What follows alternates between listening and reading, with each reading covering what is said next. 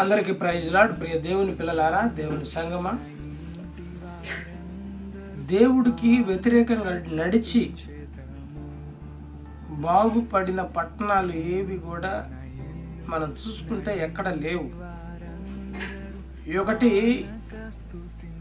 ఆ నినేవే పట్టణానికి యోనాను పంపించి వాళ్ళ నడతలు బాగులేవని ఒక్కసారి నేను దానికి భయంకరమైన ప్రళయం రప్పించబోతున్నానని చెప్పినప్పుడు యోనా వెళ్ళి చెప్పినప్పుడు వాళ్ళు పశ్చాత్తాపడకపోతే ఆ పట్టణము సొదొమ గొమొర్రా పట్టణము లాగానే తగలబడిపోయేది.